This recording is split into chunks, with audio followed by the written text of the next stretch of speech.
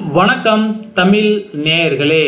இப்போ நீங்கள் பார்த்துக்கிட்டு இருக்கிற இந்த வீடியோ வந்து நெல் பயிருக்கு உரம் போட்டுக்கிட்டு இருக்கிறாங்க. உரம் போடுறாங்க அப்படின்னா அந்த உரத்தில் என்னென்னலாம் கலந்துருக்கு அப்படிங்கிறத பார்க்கலாம். அது மட்டும் இல்லை, இப்போ இந்த நெல் பயிரோட வளர்ச்சி அப்படிங்கிறது நீங்கள் பார்த்தீங்கன்னா கெண்டை கட்டுறது அப்படின்னு சொல்லுவாங்க. அதாவது இதுக்கப்புறம் வந்து இதில் வந்து நெல் வந்துருங்க. அந்த டைமில் வந்து எந்த மாதிரியாக பயன்படுத்தணும் அப்படிங்கிறத பார்க்கலாம். அந்த கெண்டை கட்டுது அப்படிங்கிறப்ப வந்து பார்த்திங்கன்னா அந்த நெல் பயிருக்கு வந்து நிறையா நோய் தாக்கும் சமயம்.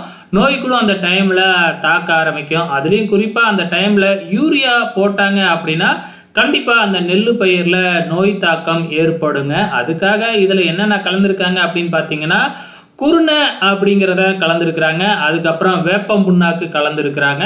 இதை ரெண்டையும் எதுக்கு பயன்படுத்துகிறாங்க அப்படின்னு பார்த்தீங்கன்னா, குருணை மருந்துலேருந்து பயங்கரமான வாடை வரும். நீங்கள் பார்த்துருப்பீங்க. ஸோ நிறைய பேர் குருணையை வாங்கி மோந்து பார்த்துருந்தீங்கன்னா தெரிஞ்சிருக்கும். மோந்து பார்க்கவே தேவையில்லை, அதை வாங்கினாவே தெரியும் அதில் எவ்வளோ வாடை வரும் அப்படின்னு சொல்லிட்டு. அதே மாதிரி வேப்பம் புண்ணாக்கு வந்து எவ்வளோ கசப்பு தன்மை அப்படிங்கிறது தெரியும். ஸோ அதை வந்து அந்த உரத்தோட கலந்து அதை போடுறாங்க.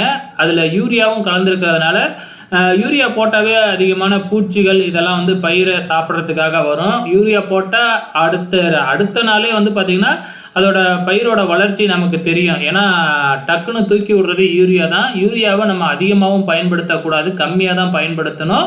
ஸோ அதுக்காக தான் வந்து பார்த்திங்கன்னா யூரியா போட்ட உடனே பயிர் வளர்ச்சி அடைய ஆரம்பிக்கும். அந்த டைமில் வந்து பூச்சிகள் தாக்கம் வரும். அதை கட்டுப்படுத்துறதுக்காக தான் குருணையும் வேப்ப முன்னாக்கும் கலந்து அந்த உரத்தோட போட்டுக்கிட்டு இருக்கிறாங்க.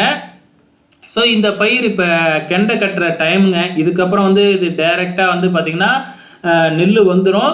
இந்த டைமில் கண்டிப்பாக மருந்து மட்டும் அடிச்சிடாதீங்க. மருந்து அடிக்கிறது வந்து பார்த்திங்கன்னா நாம் அந்த நெல்லுக்கு செய்கிற நெல்லுக்கு இல்லைங்க, நமக்கு நாமே வச்சுக்கிற ஆப்புன்னு கூட சொல்லலாம்.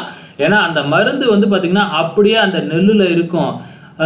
ஆரம்பத்தில் வந்து நட்டு ஒரு 10 நாள் 1 மாதத்துக்குள்ளே மருந்து அடிப்பாங்க. ஸோ இந்த டைமில் கண்டிப்பாக மருந்து அடிக்கவே கூடாது. அது எவ்வளோ சீக்காக இருந்தாலும் வந்து மருந்து அடிக்கிறது வந்து அந்த நெல்லை வந்து பார்த்திங்கன்னா நம்ம அந்த அரிசியை சாப்பிட்றதே ரொம்பவுமே தப்பு.